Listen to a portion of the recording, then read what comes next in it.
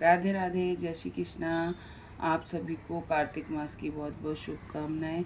और आज है कार्तिक मास का 7वां दिन और हम पढ़ रहे हैं कार्तिक महात्म्य, जिसका आज हम 9वां अध्याय पढ़ेंगे, क्योंकि 2 दिन हमने 2 अध्याय का पाठ कर लिया है। तो आज का अध्याय हम शुरू करते हैं ठाकुर जी का नाम लेके। ओम नमो भगवते वासुदेवाय नमः। ओम नमो भगवते वासुदेवाय नमः। ओम नमो भगवते वासुदेवाय नमः। ओम नमो भगवते वासुदेवाय नमः। ओम नमो भगवते वासुदेवाय नमः। ओम नमो भगवते वासुदेवाय नमः। 9वां अध्याय। राजा पृथु ने कहा, हे नारद जी, आपने कार्तिक मास के व्रत में तुलसी की जड़ में भगवान विष्णु का निवास बताकर उस स्थान की मिट्टी का पूजन बतलाया है। अब मैं भी श्री तुलसी जी के महात्म्य को सुनना चाहता हूँ। तुलसी कहाँ और कैसे उत्पन्न हुई, यह बताने की कृपा करें। नारद जी ने कहा, हे राजन, एक समय जब देवगुरु बृहस्पति और देवराज इंद्र कैलाश पर्वत पर शंकर जी का दर्शन करने के लिए गए, तो शंकर जी ने उनकी परीक्षा ली। उन जटाधारी दिगंबर ने उनका मार्ग में ही अनुरोध कर डाला। यद्यपि वे तेजस्वी, शांत, लंबी और भुजा और चौड़ी छाती वाले गौर वर्ण अपने विशाल नेत्रों युक्त तथा सिर पर जटा धारे वैसे ही बैठे थे, तथापि इंद्र ने शंकर जी को न पहचान उनका नाम धाम आदि परिचय पूछा और कहा, शंकर जी अपने स्थान पर हैं या कहीं गए हैं। इस पर उस तपस्वी ने कुछ नहीं कहा, परंतु त्रिलोकी नाथ के ऐश्वर्य से गर्भित होकर इंद्र कब चुप रहते, उन्होंने क्रोध से भुड़क कर कहा, अरे मैं पूछता हूँ, तू उत्तर क्यों नहीं देता? मैं अभी तुझे इस वज्र से मारता हूँ, फिर देखता हूँ तुझ दुर्मति की रक्षा कौन करता है। फिर ज्यों ही दिगंबर को मारने के लिए हाथ में वज्र लिया, त्यों ही भगवान शंकर ने वज्र सहित उसका हाथ स्तंभित कर दिया और विकराल नेत्र कर ज्यों ही उसे देखा, तो ऐसा विदित हुआ मानो वह दिगंबर प्रज्वलित हो उठा और तेज से जला देगा।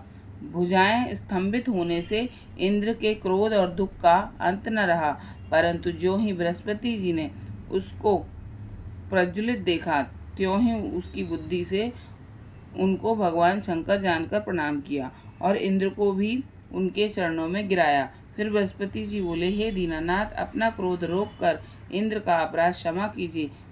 बृहस्पति जी के वचन सुनकर महेश्वर गंभीर वाणी में बोले, मैं अपने नेत्रों से निकले क्रोध को कैसे रोकूं?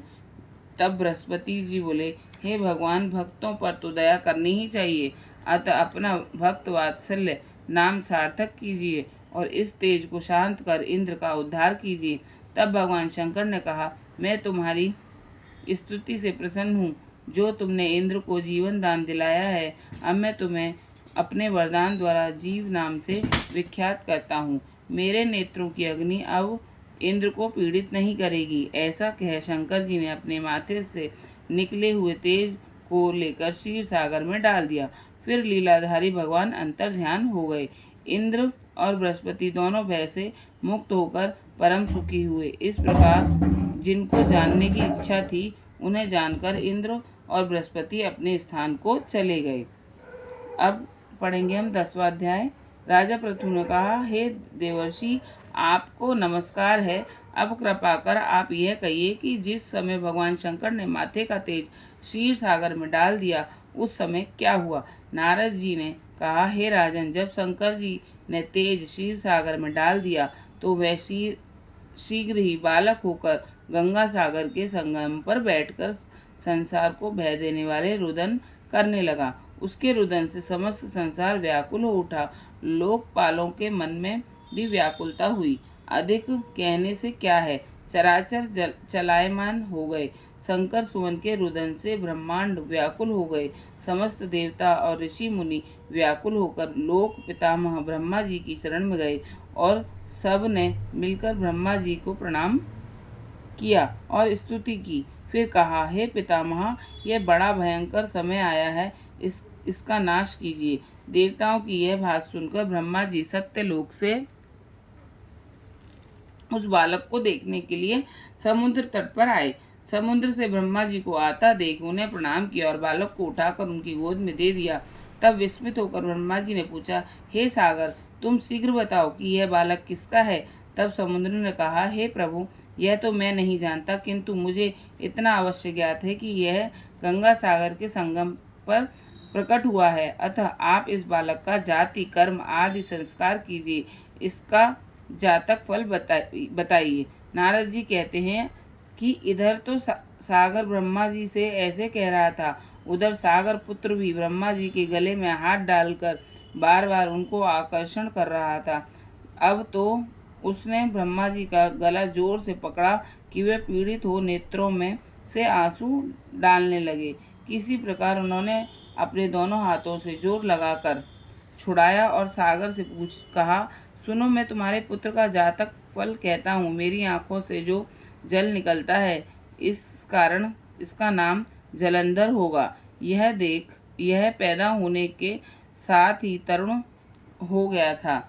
इससे यह सब शास्त्रों का पारंगत, महापराक्रमी, महावीर, जवान और रण दुर्गम तथा सभी दैत्यों का पारंगत और भगवान विष्णु को जीतने वाला होगा।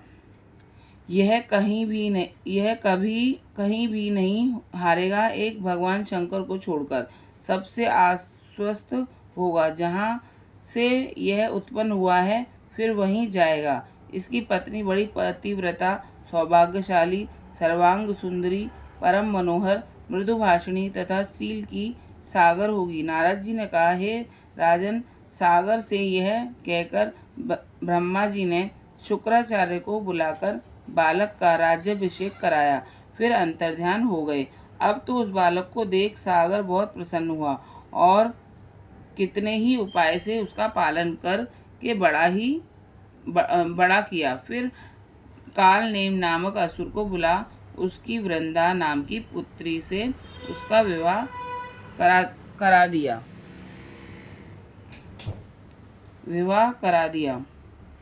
अब शुक्राचार्य के प्रभाव से वह दैत्यों पर राज्य करने लगा। तो आज हमने 2 अध्याय 9वां और 10वां पढ़ लिया है। अभी इसमें कल हम पढ़ेंगे। राधे राधे, जय श्री कृष्ण।